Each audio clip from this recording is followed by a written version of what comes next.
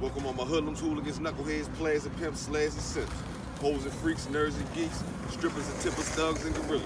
Soldiers and kings, goddesses and queens. Ladies and gentlemen, boys and girls, niggas and bitches, and you sophisticated motherfuckers of life. Welcome to Hip Hop's Biggest Fan.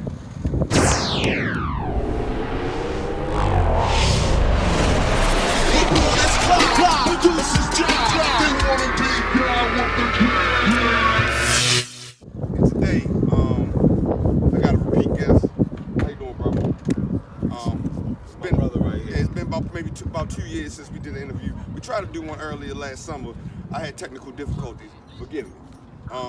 But saying all that to say, with Sorcez Dieniro once again. What's up, Hip Hop Biggest Fan? Let's see where to start. Well, you know what? We're gonna start on what we're here to focus on today.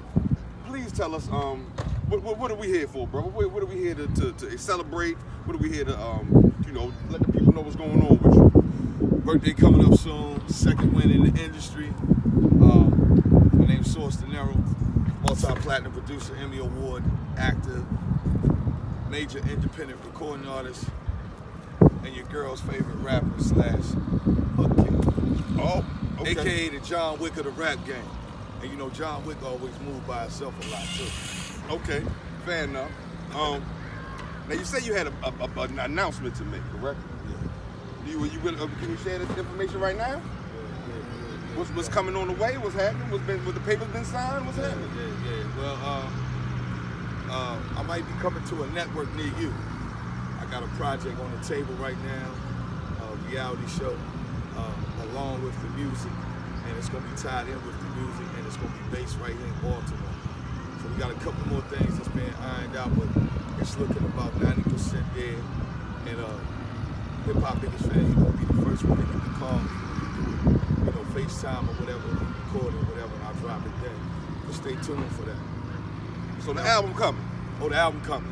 Is that what we talking about? Yeah, we talking about that album. Okay, I'm like, you beating around the bush. Tell these motherfuckers what it is. Like, all right, stop beating around the bush. Tell these niggas what the fuck it is, please. The title of the album is called I Am What the Game's Been Missing, right?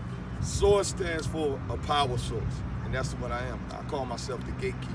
I know a lot of people. I'm connected with a lot of people, right? He can verify that. Okay. He did his research. We gonna talk about that. We gonna get into that. Number two, Dieniro. If we ain't talking about money, it don't make sense. Right. I ain't with none of that negative stuff. I don't like being around cats that's negative. Right. If you ain't got no positive vibes, you don't have no positive energy, I don't want to do business. All money ain't good money. And I ain't got to take everybody's money, man. That's why I've been able to survive this long in the industry. Going on 25 years official. Okay. I'm escaping my mind. Charm City King. Charm City King. Yeah. You was in Charm City King? That is correct. Shout out to my sister Coco. Shout out to my little bro Pug. You know what I'm saying? The rest of the whole crew. Shout out to Jada, Will Smith. They executive produced the movie. That's right. You know what I'm saying? Mr. Overbrook Entertainment. He worth like $500 million and counting right now. Right. What was your role in that? Because I'm going to be honest with you. I ain't got HBO Max, nigga. I ain't see it. I ain't jump on my Fire Stick. I ain't even gonna front. Because the way people was making me feel, like after they watched, I'm just seeing reviews, like, they talking about Baltimore, like, nigga, we don't talk like that. I don't know. Right. So, I ain't gonna lie, I ain't saw it. I had a lot of scenes, a lot of cameos. Okay. My sister set it up. First of all, they want to be in it because, you know, for the simple fact is, they know I'm connected with my sister, so you know how they do. I'm gonna look out for so-and-so and get you in. I'm kind of like the type of person that work for whatever opportunities, because at the end of the day, I don't want nobody to ever come back and throw in my face. You know when I did that? You know how the game goes. Some people do that. Yeah. My sister wouldn't do that to me, but she told me, before we finish this movie, you're gonna be in my movie. At that time, I was touring, Tap That was running around. Right. Me and Bully was in and out of town, Miami and everything like that. Shout out to Bully, shout out to Huli, Shallone, my first single. It did real well. I was, you know what I'm saying, I'm thankful about that, the original. I distributed that through Sony Orchard. Yep. And then I came back and I left Sony because they was going through a transition, and the person that was A&R on my project, they kind of got, let go. So, if you got somebody that's on hands-on with your project, if y'all really understand the industry, and they not there no more, and you got a new person, it's like you back at ground zero, and this person ain't really gonna be for you. Yeah. So I saw that coming. I got out the deal. During the pandemic, I inked the deal with Empire. So you can't say you can't get on. There's no excuses why you was not continuing to be trying to do what you're trying to do with this music. So during the pandemic, which we still kind of in, you inked a deal with Empire for your upcoming album. Yes. Okay. For the project. Cool. The music that's coming out with it. What's the lead single? Lead single is About That Money.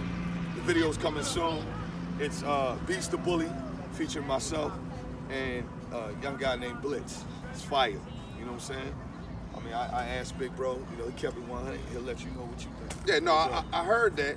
And then you heard it a while, but I had it tucked away. But then I also asked him, he let me hear another joint he got with Lil Wayne, Slick Puller, DJ like Baby D, and Cameron. Yeah, it had like, Killer Cam. Strip club and. But me myself, I was more fucking with About That Money. Right. It's just more my vibe. You know what I mean? Like you saying damn, I forgot the name of it. It's on. I'm on. Yeah. What the shit was it called? I got it. I got it. I'm so fucked it all up. I got it. This is more some strip club shit. You dig what I'm saying? But About That Money is a street banger. Yeah. It's for all the cats that's in the streets, the people that's in the streets, you know, good or bad, whether you're working or whatever. Right. It's about that money. Every day you get up, it's about that money. You gotta get to that bag, man. Absolutely. So, do we have a date for that? Album is coming early summer. Early summer? Probably about around the second week of June. I'm looking at. I only got a couple more singles to finish up. The album is pretty much. The album's 75% done. I just got to get a couple more features for some cats. I'm showing love from Baltimore. Okay. That's on the album. That's good money. I mean, I already got all my majors. Right. And you heard some of them on that one record. Yeah. And he heard it. Now, we're saying that. We're going to get you getting back into your history more specifically than we did before. Right. But you are a songwriting producer more than a rapper and a singer. Is that correct? More of a songwriter producer? Yeah. I'm also a hook astrologist. Okay. Because all the music you heard my hooks. I created all my hooks. Okay. Because 50 said it ain't about your rapping or whatever. Everybody goes for the beat and the hook. Absolutely. So it gets you, right or wrong. Absolutely. I mean, bro, you're a Ghostface killer. You're Raekwon. Speaking of that, shout out to Raekwon, my family. Shout out to Ghostface. The verses was retarded. We gonna talk. We gonna get into to your Wu-Tang history. Where I started. Okay. I see. We can go there. Let me think where I want to go next. All right, so hold on. You know what? I guess we gotta take it back to the beginning if we talking about you being a songwriter and producer and writing hooks. So, for those that don't know, we touched on it early on, but people, in case they ain't hit. All right, what year did you get your start in the industry? 1994. How did this all come to be?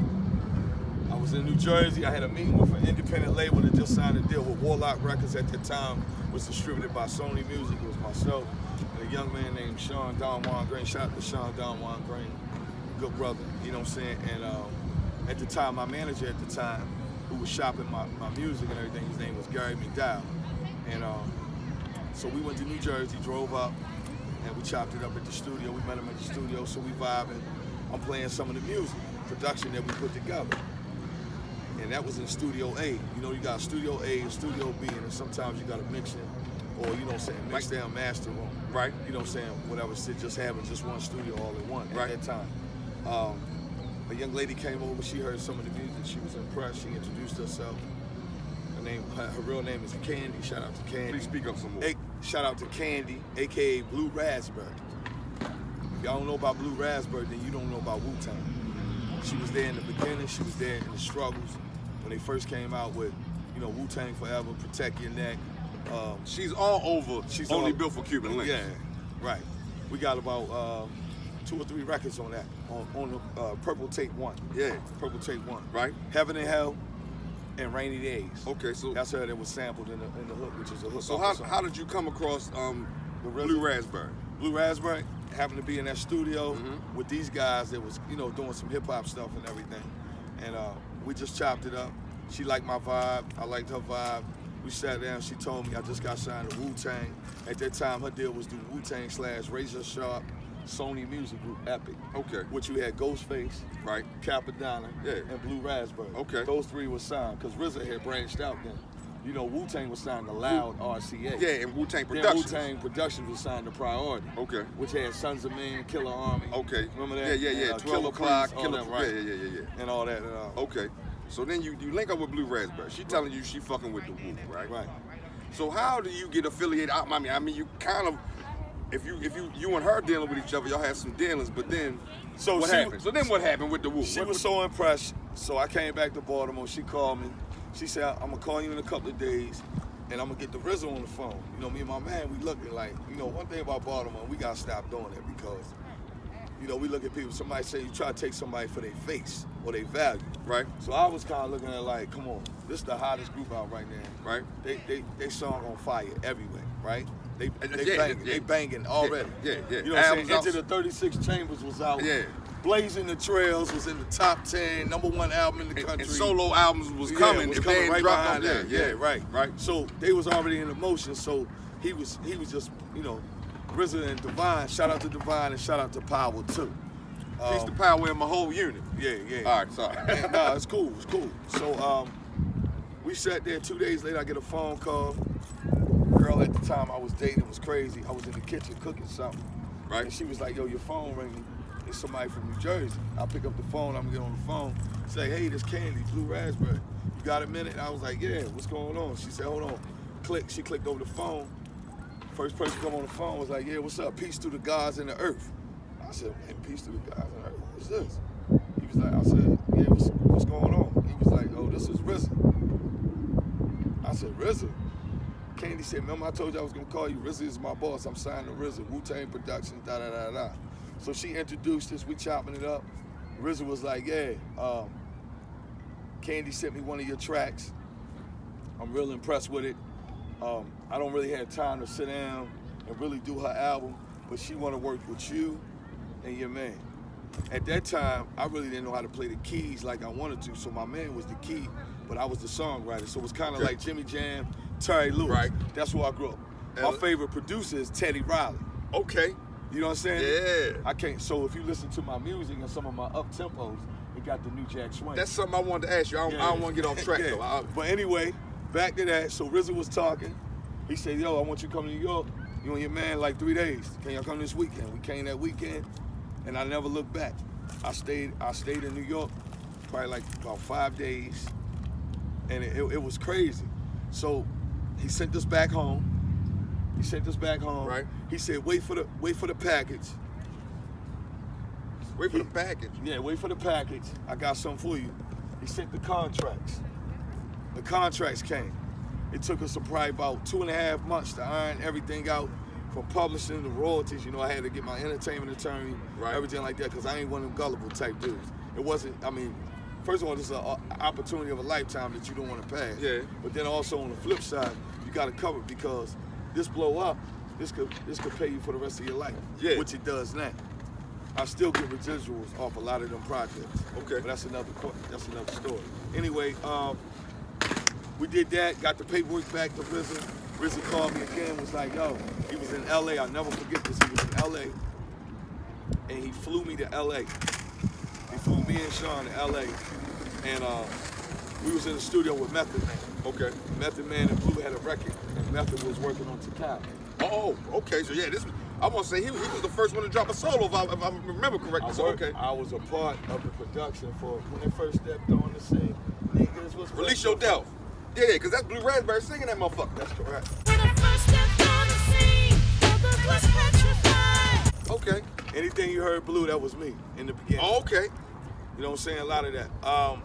So we in the studio, Method's going in, he killing it, right? Right. So we fly back to Baltimore, we chilling. About 3 days later, I get a knock at the door, it was FedEx. RZA had sent me a text and said, yo, I'm in a session in Chunk King's recording studios in New York. I don't know, but okay. Chunk King, well, let me tell you, Chunk King, Quad, and of course Bad Boy recording studios, they was really the 3 top studios back then. At the time, When cats was coming up. Okay. All right? LL Cool J, DMX, Jay-Z, everybody recorded at Chunk King. Fat Joe, you name it. Okay. Busta Rhymes, of course. You know, the list goes on and on. So 3 days later, I'm get a knock at the door. FedEx, he handed me this envelope. I opened up the envelope. It was a check for $90,000. I signed with Wu-Tang Productions for 4 years. He gave me an advancement of $90,000. I got all my points. I got all my residuals. The RZA and Divine and Power never try to screw me or mess me over. Shout out to them, yeah. None of that. My stuff was on the board. the first official project, besides the features that Blue had, that we had something to do with the production and writing her stuff, which RZA would sample some of her music that we had did. Right. Like he did in Rainy Days. Rainy Days, yeah, That okay. came from original record Okay. on her album. Okay. Was Don't Be a Menace While Drinking Your Juice in South Central. It's time. It's time.